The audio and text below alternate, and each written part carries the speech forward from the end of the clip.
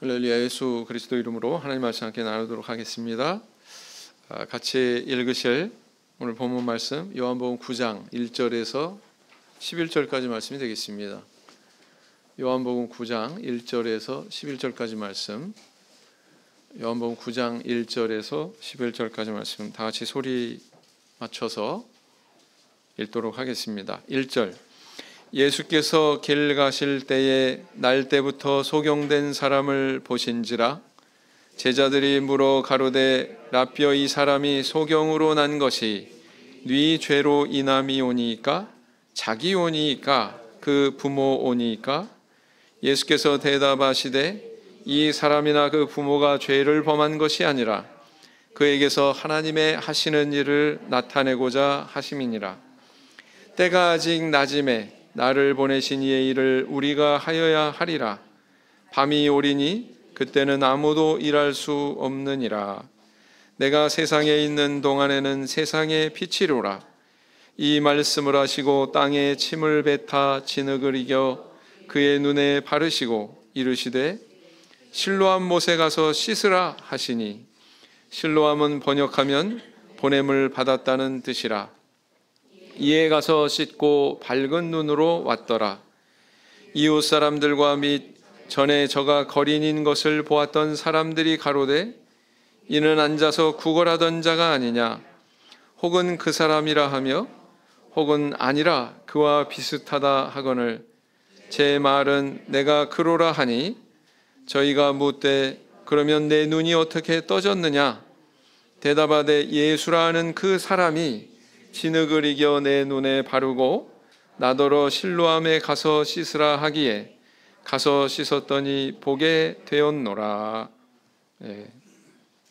11절까지 말씀 읽었습니다.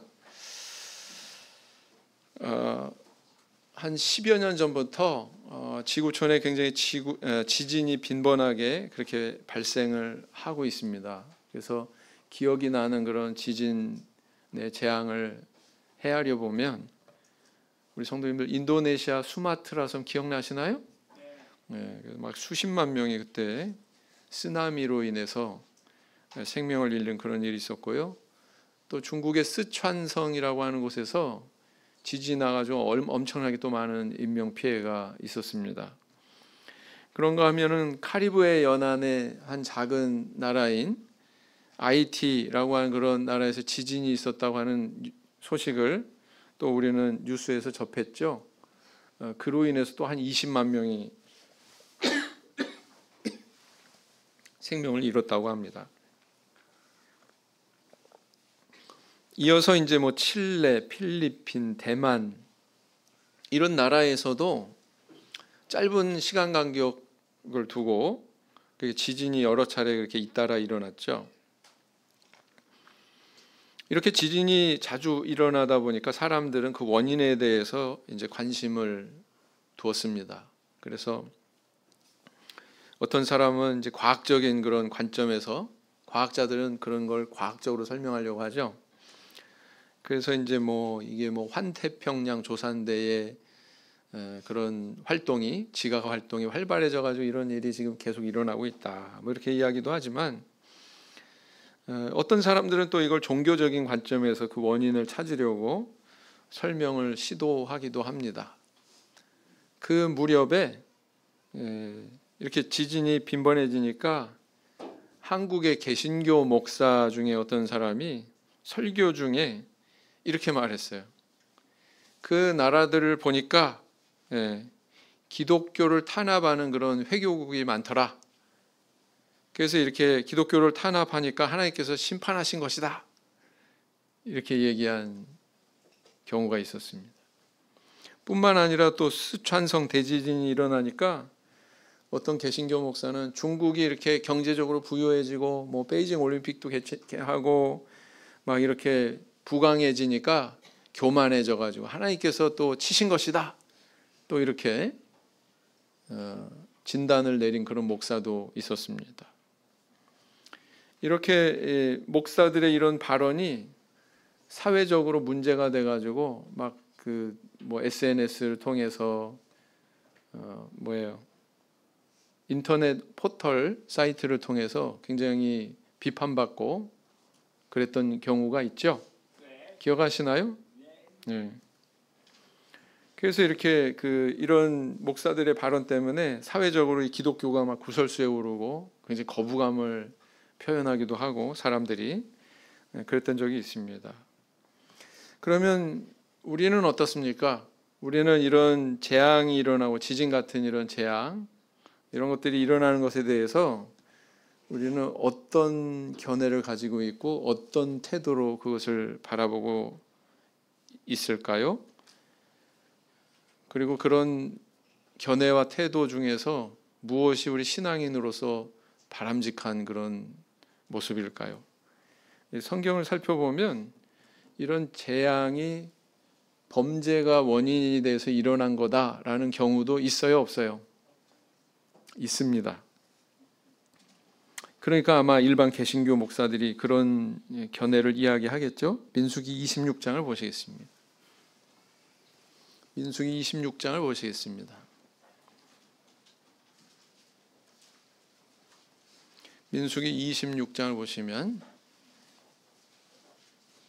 민수기 26장 10절을 같이 읽으시겠습니다.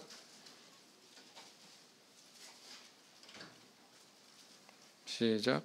땅이 그 입을 열어서 그 무리와 고라를 삼키매 그들이 죽었고 당시에 불이 250명을 삼켜 징계가 되게 하였으나 그랬어요. 모세와 아론을 반역했던 고라, 다단, 아비람, 온 이 족속들에 대해서 이 사람들에 대해서 하나님께서 이렇게 심판을 내렸다고 하는 그런 기사죠. 네. 그런데 이렇게 만약 우리가 살아가면서 나 자신이나 아니면 나 주변에 이런 타인이 어떤 불행이나 이렇게 재앙을 당한 상황을 볼 때에 그 원인을 이렇게 죄에만 돌리는 죄가 원인이다 라고 생각하는 그런 단순한 사고에 빠져 있으면 그건 어떤 모습이냐, 바로 아까 말씀드린 일반 개신교 목사 중에서 그런 무지하고 험악한 말을 한 경우와 같은 세계에 있다 이렇게 볼 수가 있다는 것입니다. 나도 그런 사고로 인해서 나 자신이 괴로움 당할 뿐만 아니라 또 남에게도 그런 생각을 가지고 대하다 보면 이게 밖으로 튀어나와요. 그래서 타인에게도 큰 상처를 줄 수 있고 타격을 줄 수 있다라는 것입니다. 그렇다면 과연 우리가 주님을 따르는 그런 신앙인으로서 마땅히 취해야 되는 이런 상황에 대한 이해와 태도는 어떠해야 될까요? 오늘은 이 실로암 목가의 소경이 눈을 뜨는 이 사건을 통해서 이런 문제와 더불어 이 본문이 주시는 그런 교훈에 대해서 함께 은혜를 나누는 시간을 가지고자 합니다. 자, 예수님과 제자들이 길을 가다가 한 사람을 발견했어요. 그 사람은 어떤 사람이냐면 태어날 때부터 소경이 된 사람이었습니다. 그래서 별달리 무슨 사회 경제적인 활동을 할 수 있는 것이 아니니 구걸을 하고 있었던 사람이죠. 1절에 뭐라고 기록하고 있습니까? 예수께서 길 가실 때에 날 때부터 소경된 사람을 보신지라 그랬어요. 역시 제자들도 이 소경을 봤습니다. 이 소경을 보고 제자들이 예수님께 여쭙니다. 뭐라고 여쭙어요? 선생님, 이 사람이 소경으로 난 것은 누구 죄 때문입니까? 본인의 죄 때문입니까? 그 부모의 죄 때문입니까? 이렇게 질문을 합니다. 그러자 예수님이 대답하셨어요. 이 사람의 죄 때문도 아니고 또 부모의 죄 때문도 아니고 그에게서 하나님의 하시는 일을 나타내기 위해서 그런 것이다. 이렇게 말씀을 하셨습니다. 이 말씀을 마치신 예수님은 그 사람에게 다가가셨고 그리고 땅에 침을 뱉어 진흙을 이기더니 그의 눈에 발라주셨습니다. 그리고 말씀하시죠. 실로암 못에 가서 씻으라. 그래서 이 소경이 그 말씀대로 순종해서 실로암 못에 가서 자기 눈을 씻었더니 정말 거짓말같이 태생적으로 소경이었던 이 사람이 눈을 뜨게 되었다라고 하는 기적 이야기입니다. 태생적으로 소경이었던 사람이 이런 장애를 가지고 태어난 그 이유가 제자들의 입장에서는 뭐예요? 인과론적으로 접근해서 생각을 하고 있어요. 뭔가 원인이 있기 때문에 이 사람이 이런 장애를 가지게 되었을 것이다, 이렇게 생각한 거죠. 그것이 본인의 죄거나 아니면 부모님의 죄거나, 아무튼 공통점은 뭐예요? 원인이 있는데 그 원인은 바로 뭐다? 죄다, 이렇게 생각한 거죠.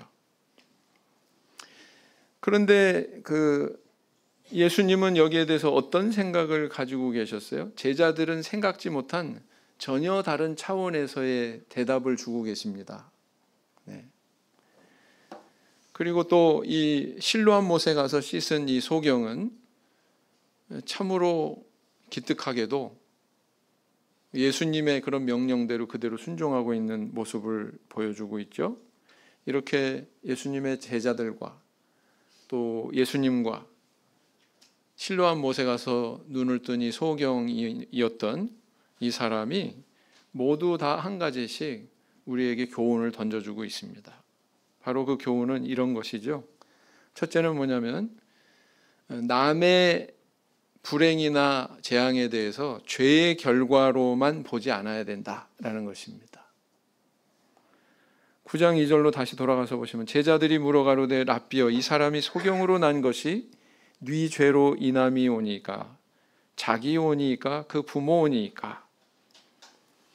이 제자들은 이 사람이 소경으로 태어난 이 사실에 대해서 죄 때문이다라고 하는 이 생각의 테두리를 벗어나질 못했어요. 그 안에 딱 갇혀서 지금 이 상황을 보고 있는 것을 우리는 발견하게 됩니다. 우리 성도님들도 이런 사고의 틀에 갇혀서 살 수도 있지 않습니까? 그렇죠? 그래서 나 자신도 보고 타인도 보고. 그런데 이런 사고 방식은 나중에 이제 눈뜬 이 소경을 데리고 갔었던 바리새인들에게서도 발견이 됩니다. 9장 34절을 보시면 9장 34절을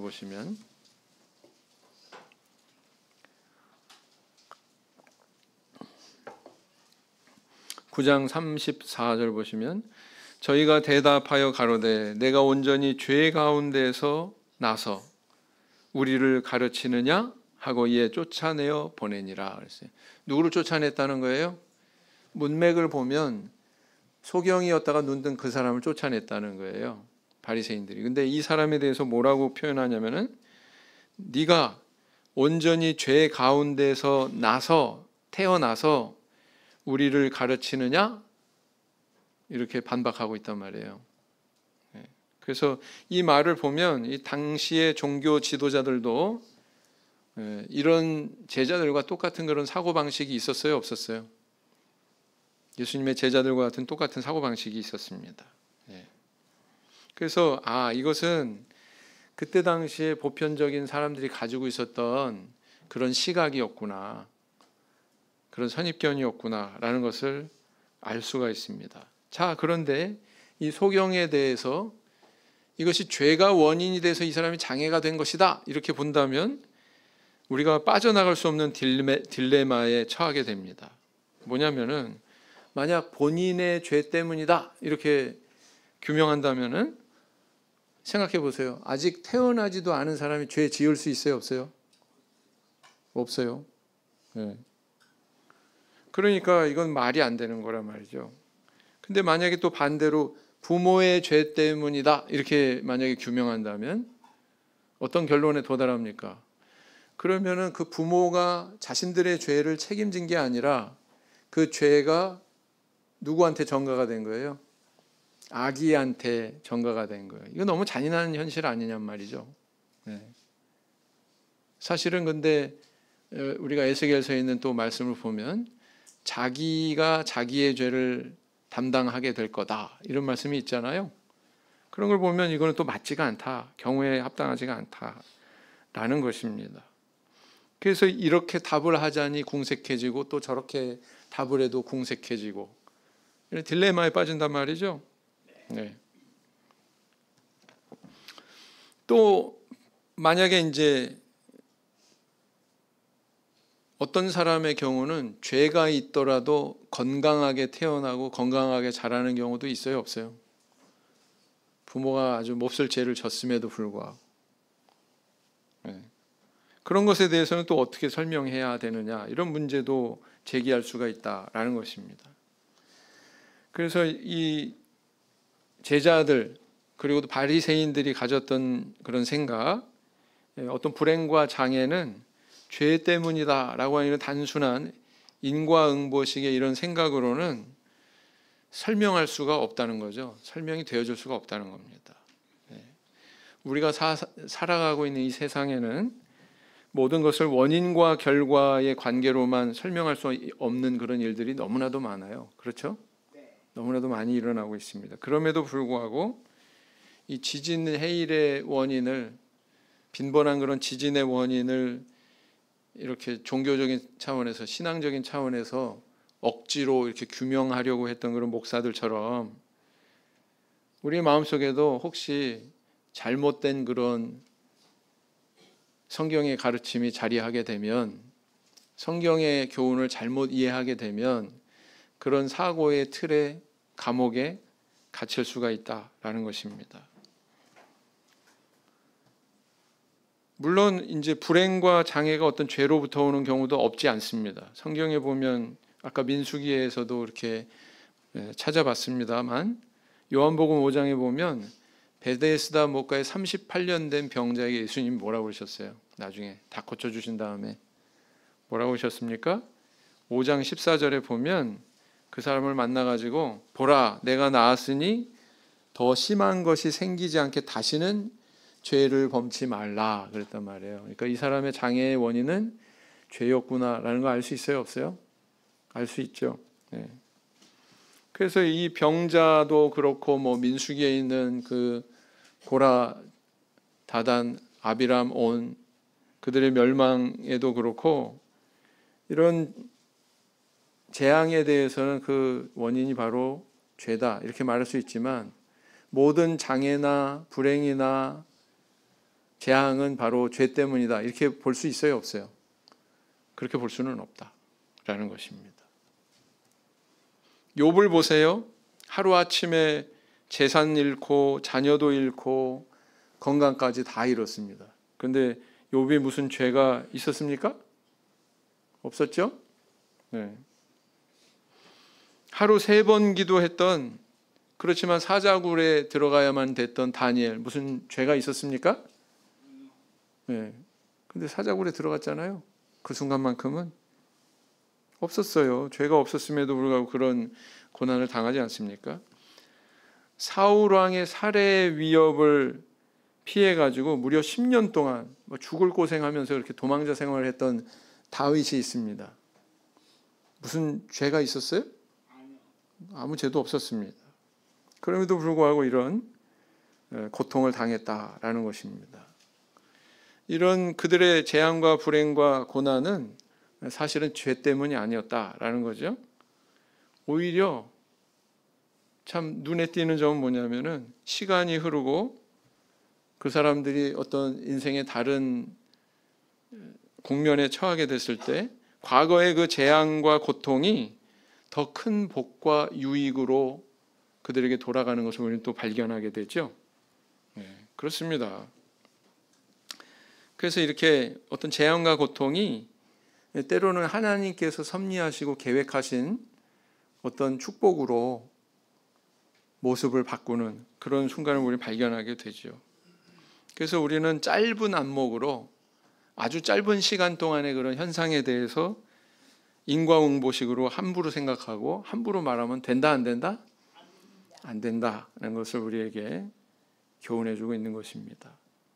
만약 우리가 그런 사고의 틀을 버리지 않는다면 자기 자신도 감옥에 가두게 되고요, 남도 감옥에 가두게 될 수가 있다라는 겁니다. 하나님은 우리가 보다 성숙하고 건강한 신앙인의 어떤 세계관을 가지기를 원하시죠. 그렇게 성숙하고 건강한 신앙인으로서 갖춰야 될 것 중에 하나가 뭐냐? 바른 눈으로 상황을 보고 바른 말로 그 상황에 대해서 표현할 수 있어야 된다라는 것입니다. 함부로 재앙에 대해서 단정하지 말라는 것입니다.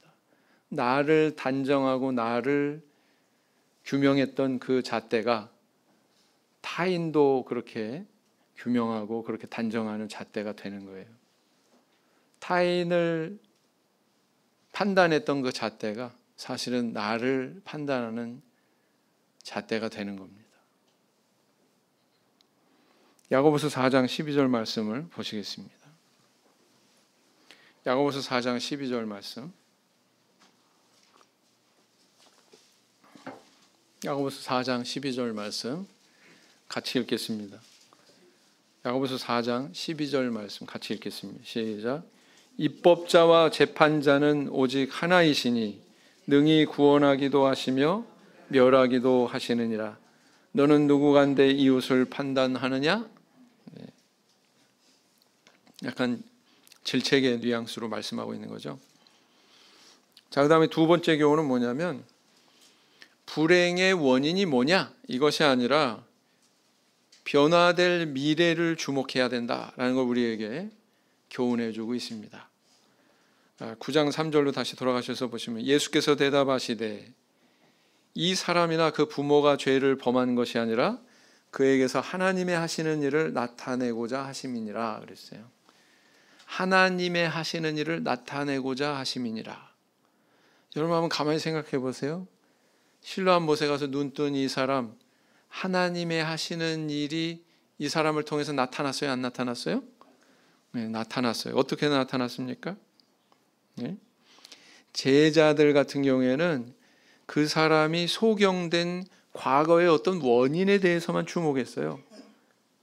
근데 예수님은 이 사람이 고침받고 새롭게 출발할 그 미래를 보면서 지금 말씀하고 계세요. 그죠? 제자들은 인과응보식의 세계관으로 이 소경을 봤어요. 근데 예수님은 이 사람을 통해서 하나님의 영광을 받으실 그 일에 대해서 바라보셨습니다.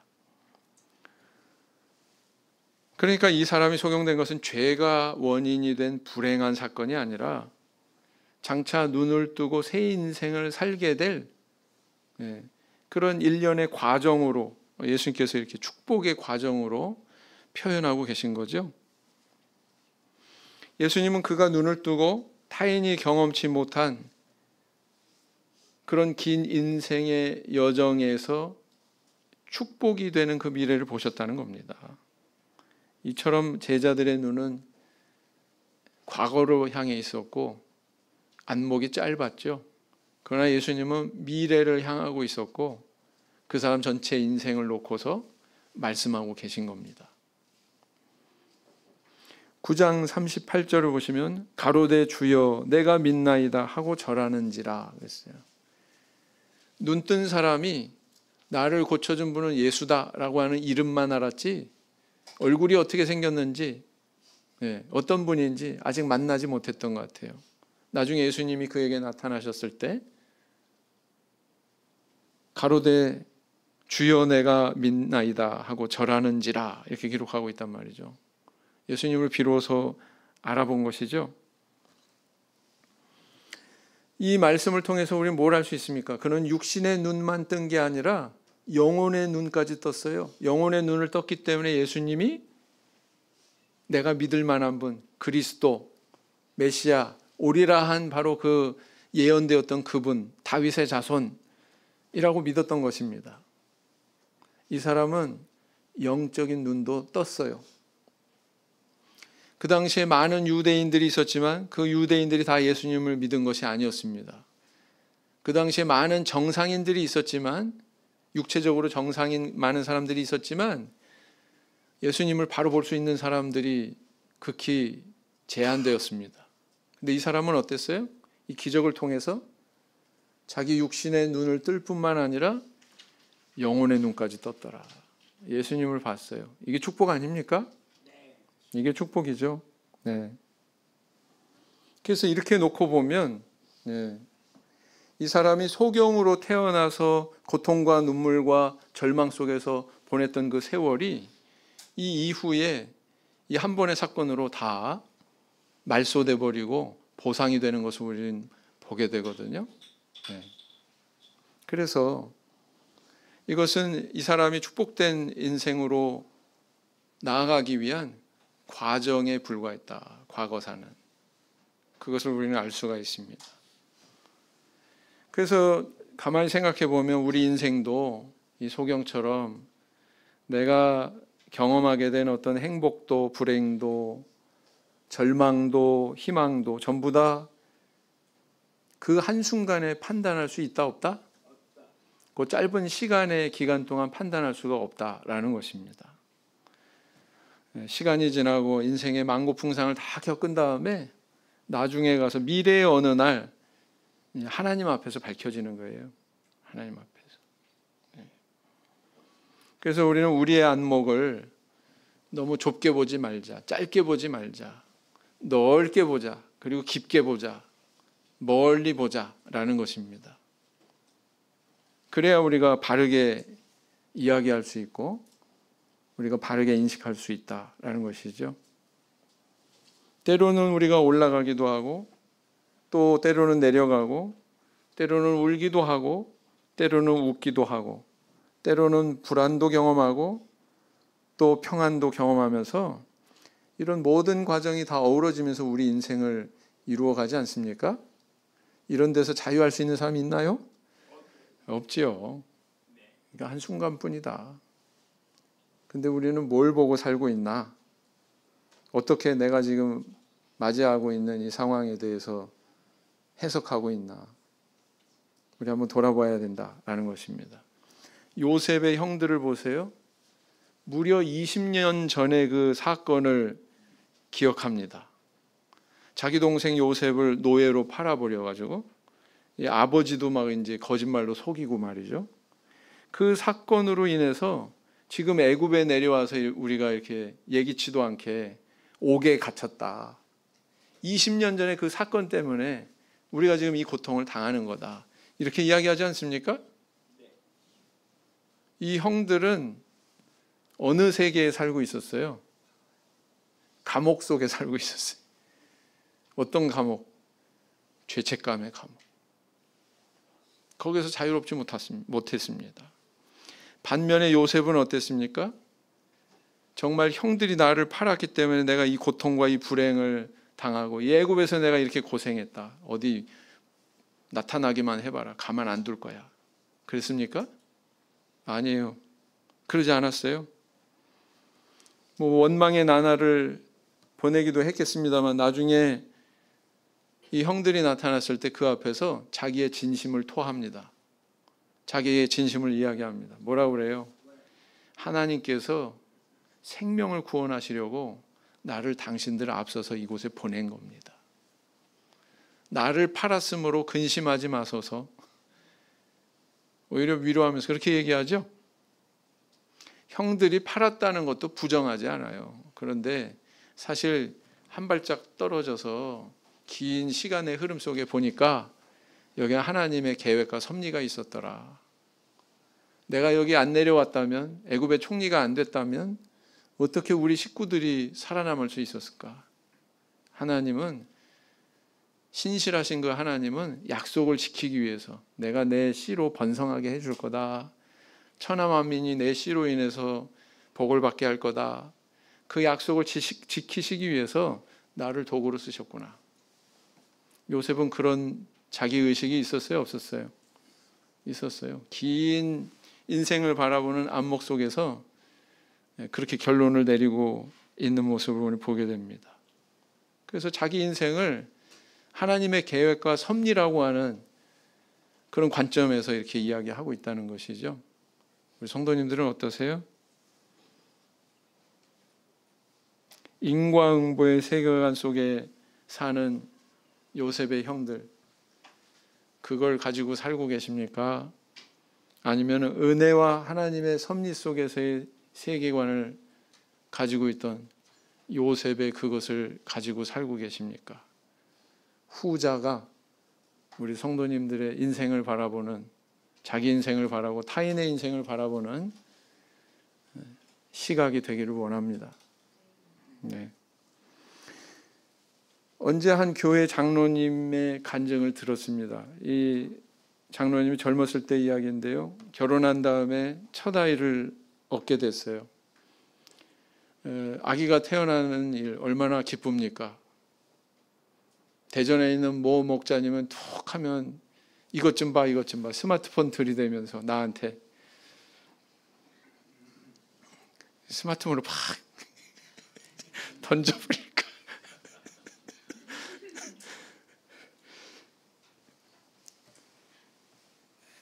출생한다는 것이 얼마나 축복되고 기쁜 일이에요. 근데 태어나자마자 기쁨이 아니었습니다. 기뻐해야 되는 잔치집 분위기가 초상집이 됐어요.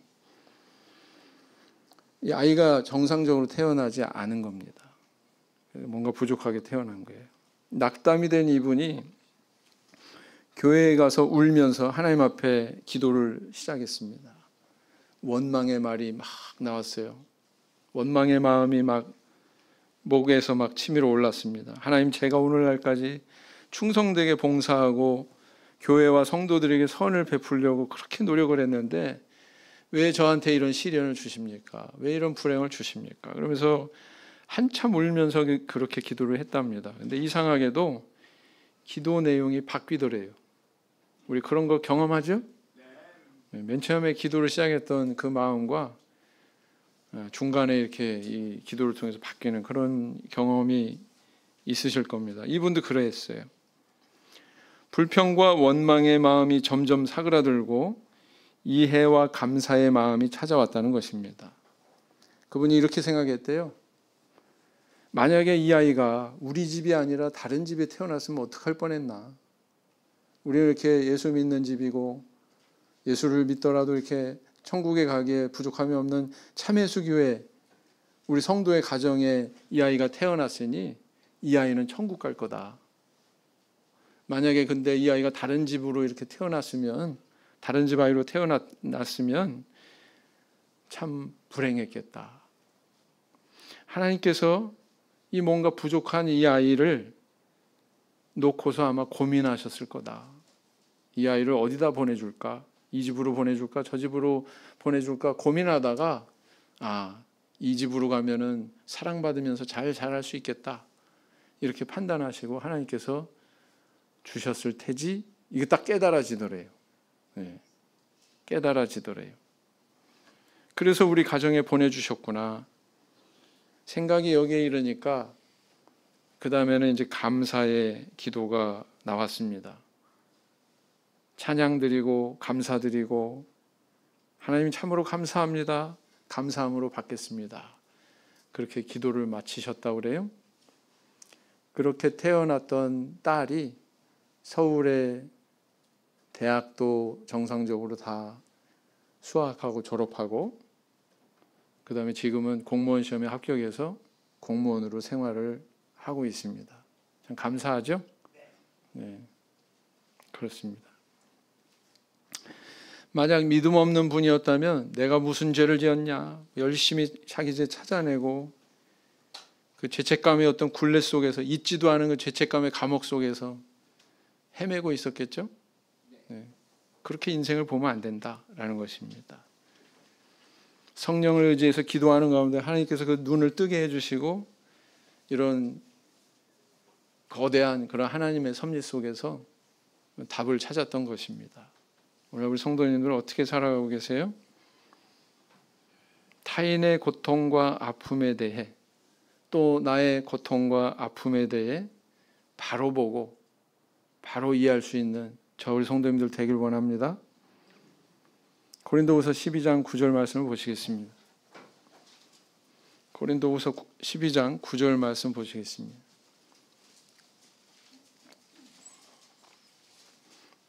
고린도후서 12장 9절 같이 읽으실까요? 내게 이르시기를 내 은혜가 내게 족하도다. 이는 내 능력이 약한 데서 온전하여 짐이라 하신지라.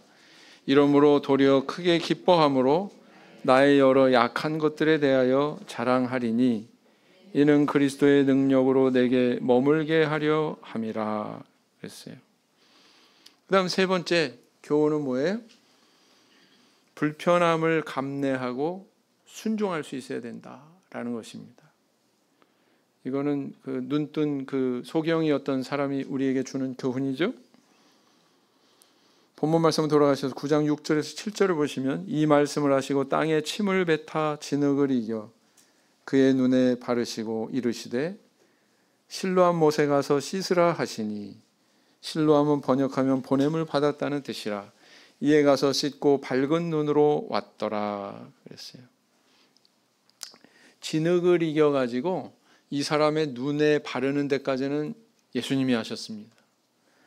근데 그 후에 못에 가서 씻는 것은 이 사람한테 맡기셨어요. 이렇게 주님께서 우리에게 축복의 길로 인도할 때는 주님께서 우리에게 해주시는 영역이 있고 또 우리 스스로가 하도록 명령하시는 영역이 있습니다. 오늘날도 역시 마찬가지예요. 네. 예수 그리스도께서는 전 인류를 위해서 십자가에서 제물이 되셨지만 전 인류가 구원받는 건 아니에요. 세례를 받을까 말까, 받아들일까 말까, 여기에 대한 선택의 영역은 누구한테 있는 거예요? 우리에게 있는 겁니다. 사람한테 그거 맡기신 거예요. 네. 그래서 이처럼 우리가 하나님께 은혜를 입느냐 못 입느냐의 문제는 바로 우리 자신의 순종이 있느냐 없느냐, 순종하느냐 불순종하느냐 이 여부에 달려있다라는 것입니다. 이렇게 우리가 구원의 은혜를 받은 과정도 그러하듯이 우리의 삶 속에서, 우리의 인생 속에서 순간순간 체험하고 받게 되는 그런 축복에 대해서도 역시 마찬가지다라는 거예요. 하나님께서 우리에게 해주시는 영역이 있어요. 깔아주시는 영역이 있습니다. 그러나 그것만 있는 게 아니라 우리에게 맡기신 영역이 있어요. 그 맡기신 영역이라 함은 우리의 순종을 전제로 하고 있는 겁니다. 바로 오늘 이 실로암 못에 가서 씻어서 눈을 뜬 이 소경이 그것을 보여주고 있습니다. 그 상황이 복이 되느냐 아니면 장애물이 되느냐, 그것은 바로 주어진 말씀에 순종하느냐 순종하지 않느냐, 이거와 결부되어 있는 것을 우리에게 보여주고 있는 것입니다. 우리 성도님들 순종하고 계십니까? 네. 그냥 교회에 와서 나는 아무것도 안 하고 그냥 있는데 하나님께서 그냥 던져주시듯이 그냥 그렇게 주어지는 것이 신령한 복이 아니라는 거예요. 내가 하나님께서 요구하시는 것에 대해서 순종의 길을 가느냐, 그것이 가장 중요한 요소다라는 것입니다. 이처럼 실로암 못에서 소경의 눈을 뜨게 한 이 사건은 우리에게 어떤 교훈을 줬습니까? 우리가 세상과 사람을 보는 눈이 이러해야 된다라는 것을 교훈하고 있고요. 뿐만 아니라 또 우리가 예수님처럼 하나님의 영광을 나타내는 그런 관점에서 우리의 인생과 타인의 인생을 봐야 된다는 것이고요. 지금 추하고 고통 속에 있지만 아름답게 변화될 미래의 나를 위해서 순종의 길을 걸어가야 된다는 것을 우리에게 교훈하고 있는 것입니다. 바로 이런 교훈대로 이런 신앙의 길을 걸어가시는 저와 우리 성도님들 되시기를 예수님 이름으로 기원드립니다. 묵상 기도하시겠습니다.